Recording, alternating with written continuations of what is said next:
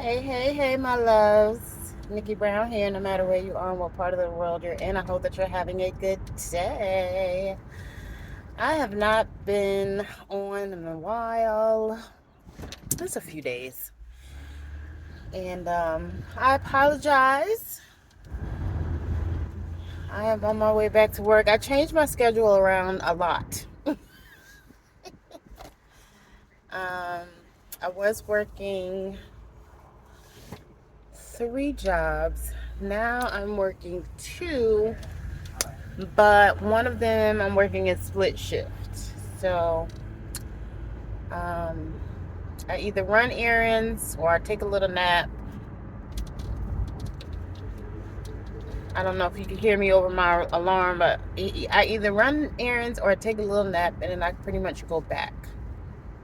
But I kind of wanted to talk about the season finale of Sistas for those of you who watch Tyler Perry's Sistas.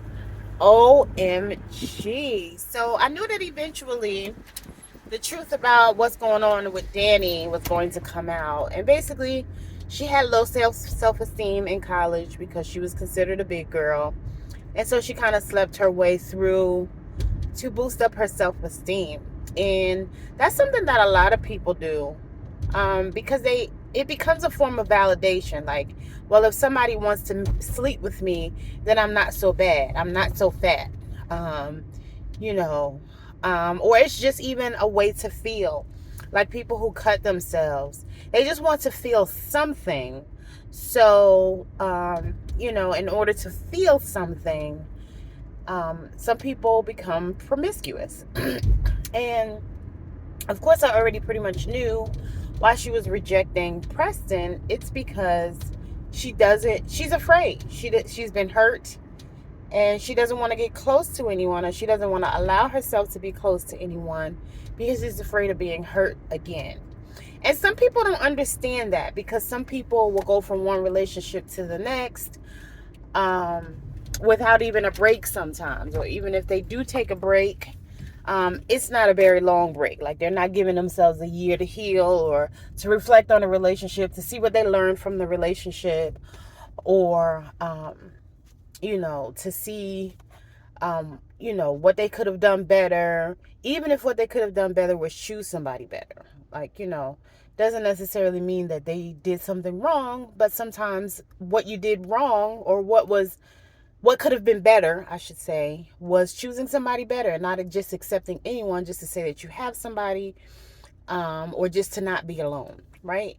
And so she's choosing to avoid a relationship with someone who really wants to be with her, because she's afraid. She's afraid of being hurt again. She's afraid that it won't work out. And a lot of people who have been abandoned or rejected throughout their lives, they go through this. And again, some people don't understand it, because usually one of two things happen. Either a person becomes promiscuous, or they completely withdraw. And that's when you hear people saying, oh, well, Jesus is my man, or I don't need a man, or I'm just focused on work, I'm just focused on my career. It's because people don't want to be hurt again. Or I'm gonna just go to the IVF clinic, and I don't need a man to help me raise this baby. I got the money and I'm good. A lot of times people aren't being honest with themselves, and they're not being honest in general. They're just um, um, in a place of hurt. And so, since they fear rejection, or they fear abandonment, or they fear abuse, um, or being hurt again, they will try to convince themselves and others that they don't want anybody and that they don't need anybody, which is not always the truth, right? Um, but like I said, I knew that eventually the truth would come out about what was going on with Dani, and I'm glad that it did. And it was a little painful for it to come out the way that it did, um, because most people don't want to deal with their own reality. Why they're hurting and what's going on with them. They want to pretend that it doesn't exist, or that everything is okay, which we pretty much saw throughout all the episodes with Dani, right? Um, And I was talking to somebody about when I said that, she doesn't want to be hurt. I said this to one of my coworkers, and she was like, why? Like, in her mind, this doesn't make sense.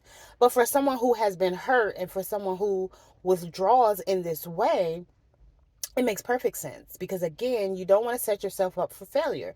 You don't want to put yourself in a position to be hurt again.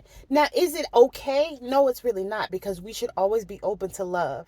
Our hearts should always be open, but it doesn't work like that with everybody. We're all different. We are not all the same, and so we're not all going to respond the same way to the experiences that we've been through, right? Of course, they kind of left us hanging with what's going on with the law firm and boss man. Then, of course, we saw Q and Maurice get into that altercation at the end. All the girls rallying around Dani to, again, reveal this truth. Karen not signing the paperwork for child support, which really and truly, we don't know whether or not it's really Zach's baby still. Then we kind of find out the truth about the preacher man. He's been fake all this time. His name's really James. And Preston and Dani kind of having that final chat. But I think he's gonna come after her. Not come after her, but I don't think he's just gonna leave it alone just like that. Could be wrong, but I think we're gonna see more, from those two, because he really loves her and he doesn't understand why she's behaving this way. Right? He's like, I'm doing everything that I need to do to get this woman, and she's just rejecting me. And some people, for some men, when they're rejected, it becomes a challenge. Even some women. I remember Tamar saying, the only reason she decided to be with her husband at that time is because another woman called, and she was like, oh no, he's been pursuing me. I wouldn't dare let him go to be with another woman. Some people are fueled by, that jealous energy. Their ego steps in. And again, it's for some, it just becomes a challenge. Like, I'm going to get this person, whether they want me to or not. So I think for Preston, this may become a more of a challenge because, again, he doesn't understand why he's being rejected. And this is a little bruise to his ego. Then you had the situation with, what's the lawyer and the other guy that Dani's dating. Why can't I think of his name right now? Gary. Gary and Hayden. Um, you know, with their conniving and scheming, sitting on the edge of their seats wondering whether or not, that $3 billion is going to surface. And I'm wondering if they've even checked. So it was an interesting conclusion. And then, of course, there's Sabrina. Um, I think we're going to find out, whether or not Sabrina is going to be with the prince or if she's going to be with the guy that she kind of likes more. And I think she only kind of likes him more because they have a sexual history, but I could be wrong. But, once you have sex with somebody, some women get attached.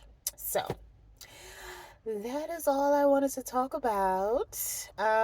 If you would like me to go into further detail, I can, but I think the most interesting part of the season finale for me was finally understanding why Dani is behaving the way that she was, although I pretty much partially understood anyway, because I'm not the promiscuous part. I'm just going to work on myself. I'm just going to work and withdraw and be abstinent as opposed to promiscuous. So it shows up differently in different people, but I definitely understand not wanting to be hurt again and not even putting yourself, like, as soon as you see a red flag, which Preston is not a red flag. That's the difference. When I see red flags in people, I automatically step back, right? But with Preston, it's not a red flag. And so that's why it's so confusing. Like, he's such a good man, but she's still afraid. So you can't tell someone, oh, don't be afraid. Just trust and let go. Some people are able to do that and some people are not. So anyway, I hope that this was a great conversation for you. And if you want to talk about it some more, just leave me a comment. And as always, I love y'all. Mwah.